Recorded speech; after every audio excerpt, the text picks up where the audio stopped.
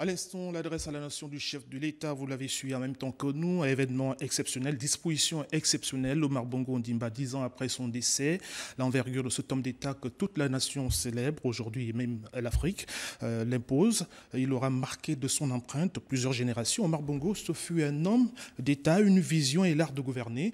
Ali Bongo Ondimba s'inscrit dans cette dynamique en tant que fils et digne héritier de son père, mais pour lui, il faut aller plus loin et plus vite dans la gestion de ce Gabon moderne. Notre édition spéciale s'ouvre à plusieurs invités qui vont se relayer sur ce plateau de Gabon 24. Il s'agit d'Edgar Anissé Moumoumiakou, ministre d'État, ministre de la Justice. Monsieur le ministre d'État, bonsoir. Bonsoir. Madame Madeleine Baird, ministre de la fonction publique, de l'innovation, du service public et de l'innovation, qui sont déjà là. Madame, bonsoir.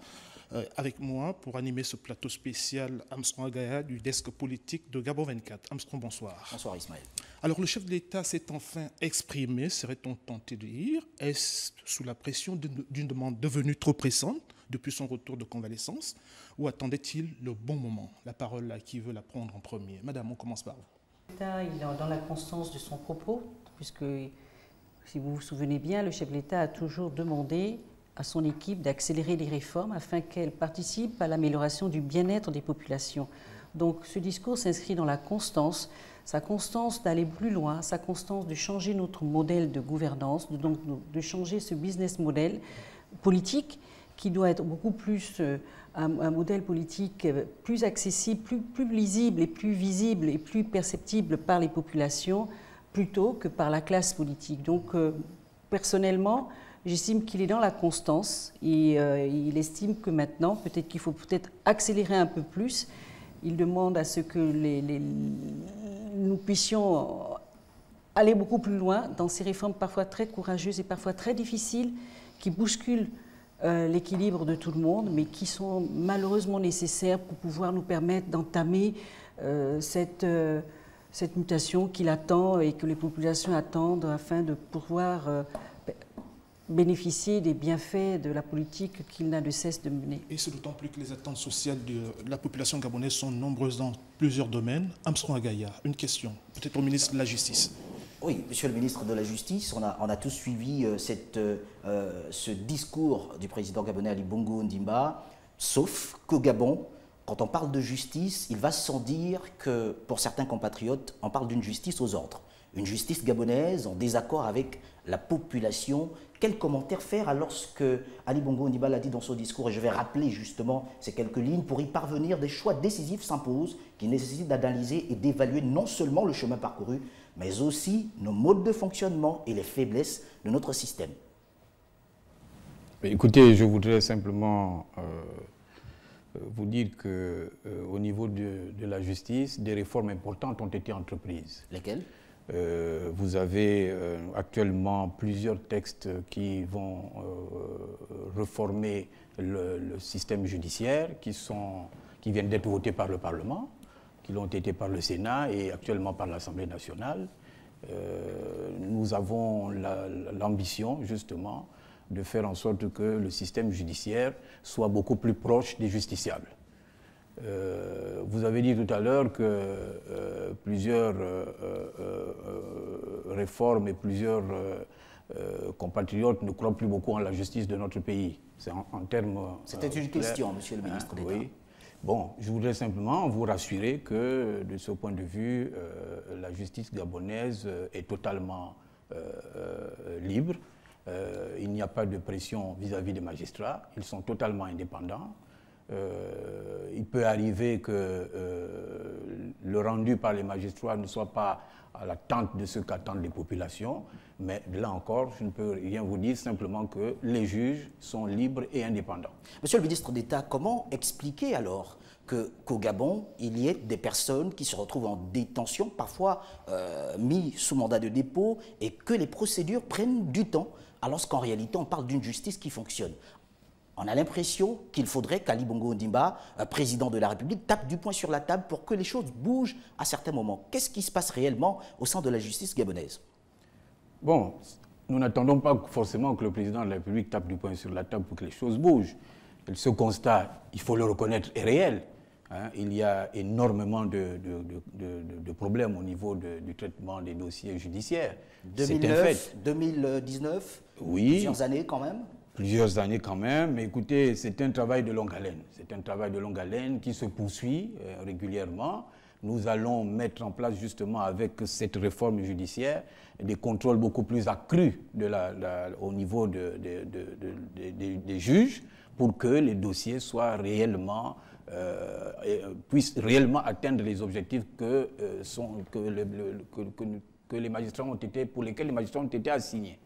La justice, de mon point de vue, va cas un, c'est vrai, mais comme toute œuvre humaine, nul n'est parfait. Et nous pensons que les choses vont dans le bon sens et nous allons pouvoir y arriver très bientôt à des résultats meilleurs. Que le temps de la justice n'est pas le temps des justiciables, ce que vous avez souvent l'habitude de dire. Alors on va revenir à ce discours du chef de l'État. En termes de réaction sur ce plateau, qu'est-ce qu'il vous renvoie en écho, ce message du chef de l'État? Qu'est-ce que vous avez retenu de ces grandes lignes, Madame Béard? Une accélération des réformes, donc des réformes courageuses. Un constat de ce qu'une mauvaise gouvernance, une mauvaise gestion a obéré un peu la perception et la visibilité de certaines actions.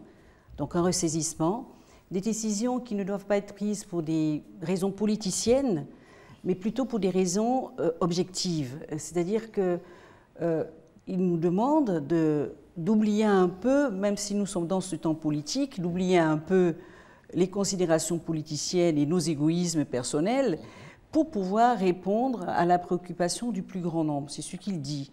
Il insiste beaucoup sur le fait que finalement cette mauvaise gestion, cette mauvaise gouvernance ne nous a pas permis d'aller rendre plus lisible, parce qu'il a conscience, il veut que nous améliorions, nous accélérions le bien-être des populations. Donc ça, c'est un premier fait. Et le courage, effectivement, de mieux encadrer les réformes. Je parlerai particulièrement de la réforme actuellement menée au niveau de la fonction publique, Absolument. Qui consiste à recenser nos agents, pas parce qu'on veut avoir un nombre ou un chiffre. Une énième fois. La différence avec les autres recensements tient au fait que là, il y a une démarche qualitative dans la prise en compte de l'agent public. Vous savez, les ressources humaines d'un pays... Lorsque vous parlez d'une démarche qualitative, est-ce que ça veut dire systématiquement une remise en cause de ce qui avait été fait avant votre arrivée à la tête de ce département ministériel? Pas forcément. Il suffit simplement de considérer que quand vous gérez les ressources humaines, vous les gérez à partir d'un dispositif législatif ou réglementaire.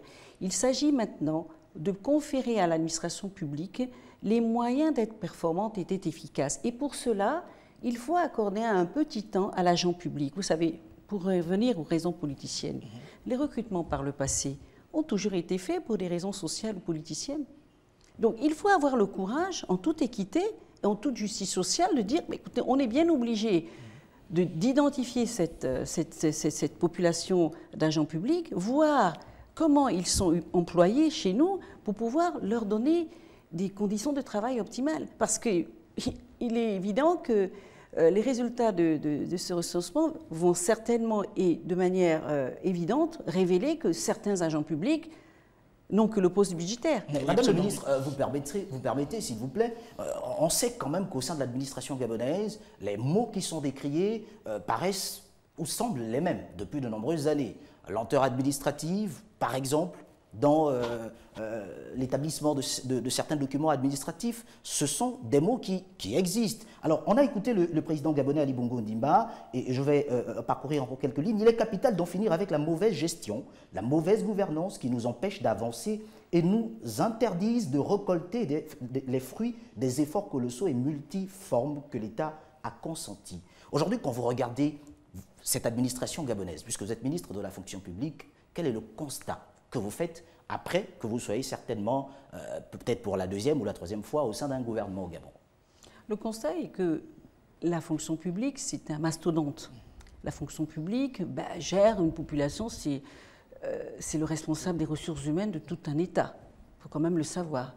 Mais il est important pour nous de savoir qui sont finalement ces agents, qui occupent finalement ces postes budgétaires. C'est ça l'enjeu aujourd'hui. L'enjeu, c'est justement d'être courageux et de pouvoir prendre des décisions qui vont permettre à certaines personnes, à certains agents, soit d'être mieux pris en compte dans leur productivité au sein du département qu'ils servent, soit effectivement de supprimer certains qui ne sont plus là. Il faut reconnaître, on ne peut pas être dans le déni de réalité.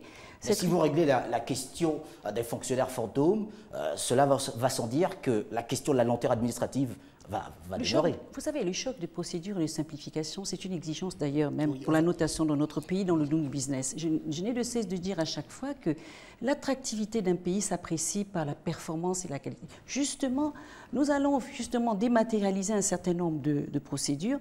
Nous allons mettre en place des procédures finalement numériques parce qu'en réalité, il faut que le système informatique empêche l'humain de manipuler la procédure. Donc plus de fraude. Et on va aller beaucoup plus loin, on va aller beaucoup plus loin dans la simplification de la procédure. Bien.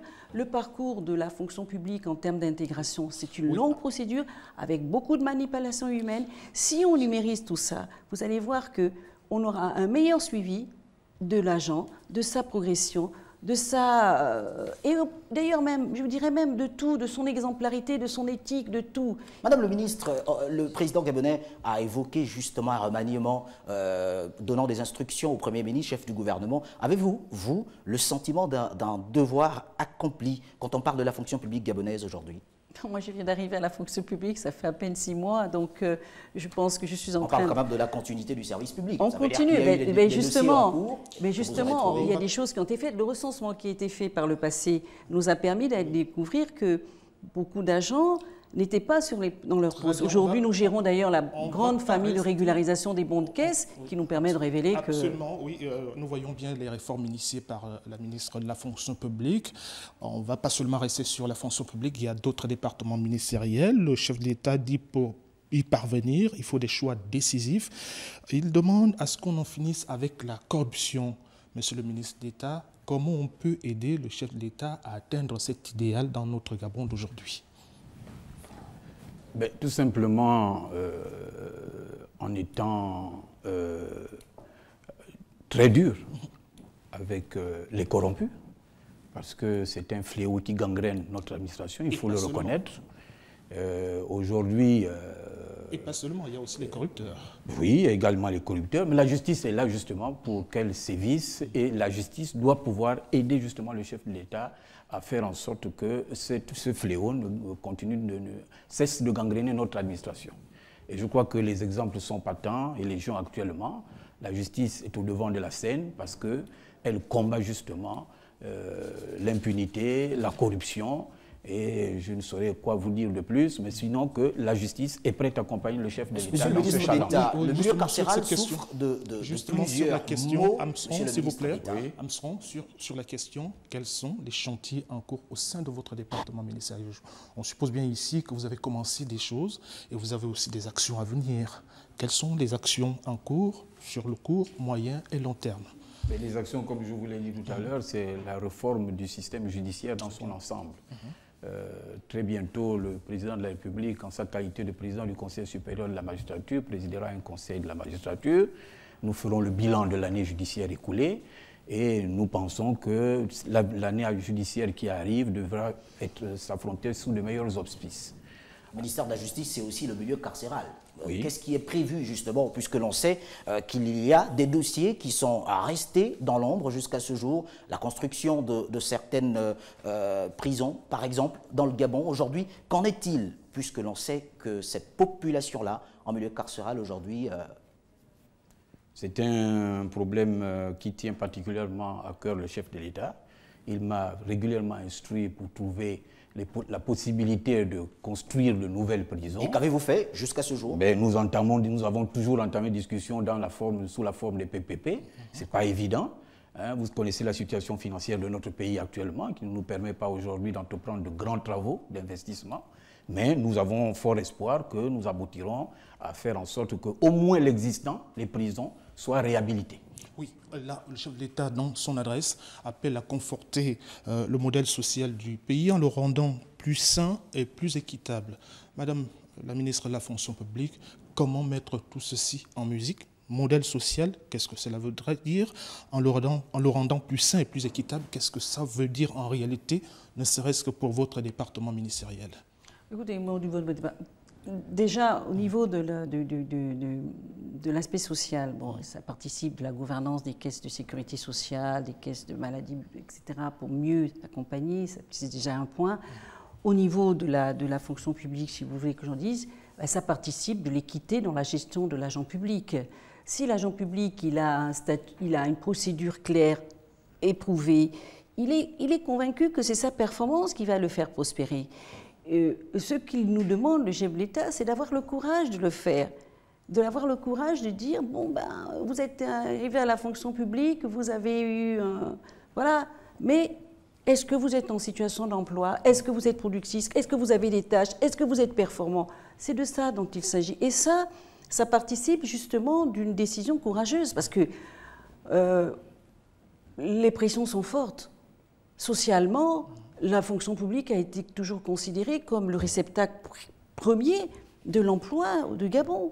Quand vous prenez la main-d'œuvre non permanente, ou quand vous voyez que ce sont des populations très, très fortes, mais pour des raisons sociales et parfois injustes. Je vous donne l'exemple. Nous avons une population d'agents dans la main-d'œuvre permanente qui gonfle, qui parfois n'existe pas, au détriment de certains jeunes qui sont justement en position d'employabilité productive pour l'État, mais que nous ne pouvons pas prendre parce que justement, donc il faut restaurer tout ça, il faut réguler tout ça, mettre un peu plus de gouvernance, de justice sociale dans les choix et d'égalité des chances. J'ai un diplôme, je suis performant, je suis pris, j'ai un parcours de recrutement clair, net, précis, avec des règles applicables à tout le monde et je n'ai pas besoin de connaître particulièrement Madame la Ministre pour pouvoir faire passer mon dossier. Conforter le modèle social gabonais, c'est aussi prendre en compte la gestion de la ressource humaine. On sait qu'il y a quelques années, la question des recrues au niveau de votre département ministériel s'est posée. Où en est-on avec ce dossier? Est-ce que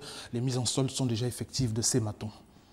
Écoutez, c'est l'occasion pour moi de rassurer ces agents que des dispositions particulières ont été prises sous les très hautes institutions du chef de l'État. Ma collègue ministre de la fonction publique et mon collègue du budget, nous nous sommes retrouvés et nous pouvons déjà les rassurer qu'au moins dès la fin de ce mois, ils seront en pré-salaire. Le temps pour le ministère du budget de trouver 1700 postes budgétaires d'ici la fin de l'année. C'est un précédent que vous gérez? Pourquoi avoir recruté avant? Qu'est-ce qu'il a fait? Comment on en arrive là? Écoutez, on a dit que c'est la continuité du service public. J'ai trouvé cette situation à mon arrivée au ministère. C'est peut-être l'occasion de demander à ceux qui étaient là pourquoi ils l'ont fait. Mais aujourd'hui, la situation qui se pose à nous demande d'être pragmatiques. Ce sont des compatriotes qui sont engagés depuis près de 4 ans, qui travaillent régulièrement et qui sont sans salaire. Voilà, nous devons résoudre d'abord cette situation. Et c'est à partir de quand qu'ils vont percevoir leur premier salaire? À la fin de ce mois. À la fin de ce mois. Voilà l'engagement qui est pris devant donc l'opinion publique. Madame la ministre, vous annoncez donc ce recensement au sein de votre département. Pré-salaire. Oui, pré-salaire, bien sûr. Là, ils ont bien compris de là où ils sont ce soir. Madame la ministre, vous annoncez donc ce recensement de la fonction publique. Est-ce que la méthode BER prend en compte des données techniques des autres administrations publiques? On va terminer par cette dernière question. Bien sûr, bien sûr. Comment ça il s'agit de prendre en compte de l'ensemble de toutes les spécificités de chaque administration, bien évidemment, seront prises en compte. Il y a des corrélations entre les organigrammes et la composition des services. Il y a un recensement qui se fera de manière biométrique dans un premier temps pour donner le nombre, c'est-à-dire factuellement, et ensuite on aura un autre recensement qui va plutôt prendre en compte les données qualitatives de l'agent, quelle est sa situation, il y en a 1 à 2, où il travaille, son poste, parce qu'il est bien évident qu'à un moment ou à un autre, nous devons avoir le courage. Tout récemment, dans le petit audit qu'on a fait au niveau de l'éducation nationale, au niveau des régularisations, sur un panel de 500, on a bien constaté que 200 n'étaient pas du secteur. Donc, il faut avoir le courage de le dire, il faut avoir le courage de dire, de faire, et de manière objective. Et surtout qu'il y a l'étranger aussi, il y aurait certainement il faut des savoir que l'avantage d'un oui. recensement biométrique, il a l'avantage d'être neutre, d'être objectif, d'être... c'est de la justice sociale, c'est de l'équité. Je suis là, j'ai un poste, j'ai un travail, je sais quelle est ma situation. Et on ira plus loin. Il ne s'agit pas de dire que ceux qui ne sont pas en position de travail sont rejetés, mais la position de travail sera renseignée. Vous êtes en attente d'affectation, on dira en affectation. Vous êtes en maladie. Je pense qu'il faut donner du sens aux mots. Il faut avoir le courage de le faire. Ça va être À partir douloureux. de quand tout cela se fera? Absolument. En juin, là. Et ça nécessite En une tout autre cas, émission, certainement. le Là, on est recensement, c'est sur en l'adresse juin. du chef Je de l'État. reviendrai, Madame la ministre. Mais le courage dont il demande, c'est ça. absolument. Le chef de l'État nous demande d'être courageux et d'accélérer ces Et ce courage réformes. ne va pas commencer ce soir sur ce plateau. On va rester sur l'adresse du chef de l'État. Donc, très rapidement, qu'est-ce que vous avez à dire à ceux qui vous regardent ce soir en répercutant ce message? On commence avec vous, madame, monsieur le ministre d'État. Écoutez, moi je voulais simplement dire que nous avons été très attentifs aux propos du chef de l'État. Le chef de l'État nous a demandé de vivre la chose publique comme un sacerdoce. Le chef de l'État nous a demandé également de rompre avec la mauvaise gouvernance et de faire en sorte que les réformes aillent plus loin et plus vite. Très bien, madame la ministre. Je retiens l'exemplarité, je retiens l'éthique dans son propos, je retiens le courage, les réformes, l'accélération des réformes, je retiens le rejet des considérations politiciennes, je retiens l'intérêt général, je retiens le bien-être des populations, je note effectivement le souci d'une bonne gouvernance, d'une bonne gestion de la chose publique et puis une forte responsabilité, exemplarité, une éthique sans faille dans l'intérêt des Gabonais. Tout ceci vous engage en ce moment précis, alors que le chef a fini de parler. Madame Baird, monsieur le ministre d'État Anissé Mbombo Miyako, merci à vous d'avoir accepté notre invitation pour commenter cette première adresse à la nation du chef d'État depuis son retour de convalescence.